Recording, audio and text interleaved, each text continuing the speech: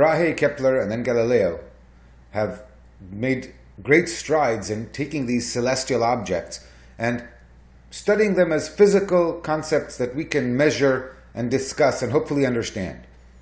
But the real understanding waited a few more decades for, as I promised, Isaac Newton. We're going to spend the next few clips following in the steps, the rather large steps, of Sir Isaac and seeing what it was that he taught us. And we're going to start at the beginning with mechanics, the science of motion, which is going to underlie everything else. So we're going to do some physics. Bear with me. It's going to be intense. To study motion, the first thing we need to do is make mathematically precise what it is that Galileo said when he said an object retains its state of motion. So mathematically, the state of motion is represented by an object's velocity. Velocity is a physics concept. It means the speed with which something is moving along with its direction. So we denote it by this V with an arrow on top of it.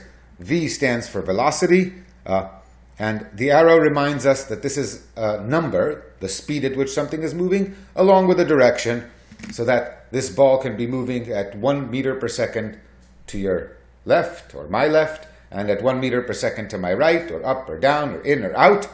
And those, even if the speeds are the same, are different values of the velocity. Velocity can be thought of, as we know, speed is measured in meters per second because it is the change in position, in where you are, the distance divided by time. And velocity can change. The ball can start slowly and speed up. And its change is called the acceleration. So acceleration is the rate at which velocity changes. And acceleration is measured, therefore, in meters per second, the difference in velocity between the beginning and the end of an interval, divided by the length of the interval. The same way that velocity is distance divided by time, acceleration is velocity per time. And so the rate of change of velocity is an acceleration, and it's measured in meters per second squared. And like velocity, acceleration has a direction. So that if an object is moving to the left and speeding up, then its acceleration points to the left. If an object is moving to the left and slowing down, that means its velocity points to the left, but its acceleration points to the right, because the velocity is less to the left later in the interval than it was before. So acceleration, like velocity, has a direction.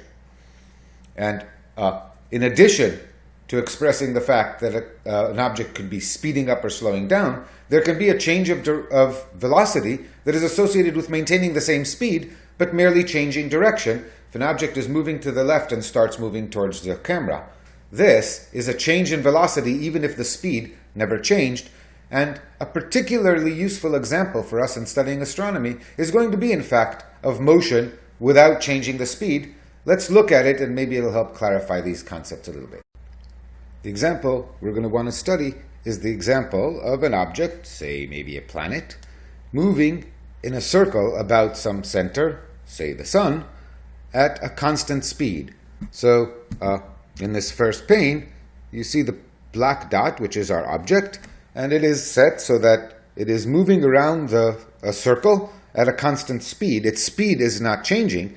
Its velocity, however, is clearly changing, because if I freeze the animation here, the velocity of the object, manifestly, is pointed in this direction. It's moving that way. Whereas, if I let the animation go a little farther and freeze it again here, the object is moving at the same speed, but in a different direction. So that there's definitely a change in velocity, and to quantify and understand this change in velocity, we'll move down to this pane, where I have put in the object's velocity. It is an object with a direction, so we draw it with an arrow, and the arrow at the beginning points up because that's the direction in which the object is moving, and as the object moves, the velocity changes because while the arrow is of the same length, its direction is continually changing. So this is the way your velocity changes when you move around a circle at constant speed. Coming down here, I've got two circles, the circle along which the object is moving, and then this imaginary circle. And if you look, what the imaginary circle does is I've copied the blue arrow over to here and drawn it so that its tail is always at the origin. So the edge of this arrow is giving me the direction, and of course the constant magnitude, constant size, of the velocity vector. When the arrow points to the right, the object is here, and it's moving to the right, and so on. So this is my velocity vector v. Now I can understand how to measure acceleration. Acceleration is going to be the rate of change of this vector, so that if I freeze the animation at any given point, I can see what's going on. The object is over here, it is moving in this direction. That's why this velocity vector points this way. But I know where the velocity vector is going. It will next move over here to the right, so the vector that measures the change in velocity will point along this circle, just as the vector that measures the change in position points along this circle.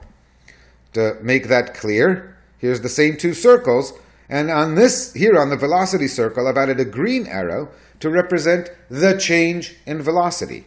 And as they play, you see that as the green arrow is constant in magnitude because the velocity is rotating at a constant rate, just because this thing is rotating at a constant rate. And the green arrow points along the velocity circle. And what this green arrow is, in fact, is our acceleration. It's the rate of change of the velocity. And so to make that explicit, I've here done 3 circles. This is the position circle. This is the velocity circle. And over here we have the acceleration circle, where I've taken the green arrow, the rate of change of velocity, and moved its tail to the center, so that at any time this gives me the rate at which the velocity is changing. So you can play with all 3 arrows, and I'll post this file so you can try to run it. The main thing I want you to notice here is that if you look, there's a relation between the direction of the acceleration arrow and of the position arrow. When the position arrow points here to the upper left, the acceleration is to the bottom right, and that's not a coincidence. Velocity is 90 degrees to position. Acceleration is 90 degrees to velocity, adding up to 180 degrees away from position. So when you're out here, your acceleration points that way, and if I move it and freeze it again, you'll see that this is always maintained. When you're at this position, your acceleration points in that position. So the acceleration at any given point is, in fact, at any given time, is in fact pointing directly to the center of the circle. If you ask, in which direction is this object moving? It's moving along the circle. In what direction is it accelerating? That way, towards the center. So we found that moving in circular motion at a uniform speed, you're experiencing an acceleration of constant magnitude, always directed towards the center of the circle.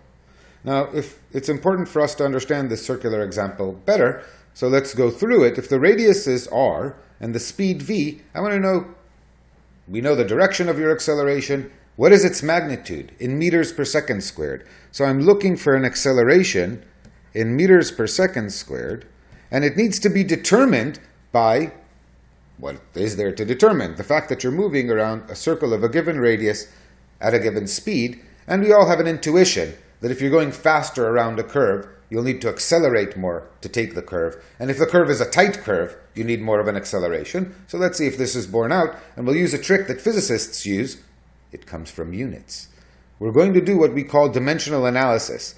We need to find some combination of r and of v that could, in principle, be an acceleration. And it turns out there's only one. Because if you think about it, r is measured in meters. It's a length. V, being a velocity or a speed, is measured in meters per second. We need to fashion out of these something that could potentially equal a. And it's clear that the only way we're going to get seconds squared in here is to take the square of the velocity. So write the square of the velocity. This is a good idea, but that has units of meters squared per second squared, because it's the product of two things with units meters per second. So that's not quite right. This does not have the right dimensions, but we need to clean out the meters, and to clean out the meters, we can simply divide by r, which is measured in meters. Now, dimensional analysis doesn't always give the exactly right answer. If the acceleration could easily have turned out to be 3 pi times v squared over r, and the 3 pi would not show up in dimensional analysis. In the case at hand, it turns out that there is no constant. You can do the calculation. It takes a little bit of effort, but we're not going to do it. The answer is that we got the right answer. For precise, correct expression, using just this dimensional analysis. So the acceleration towards the center of a circle is given by v squared over r. It has the fancy name centripetal acceleration because it is towards the center. And this will show up often in what comes next.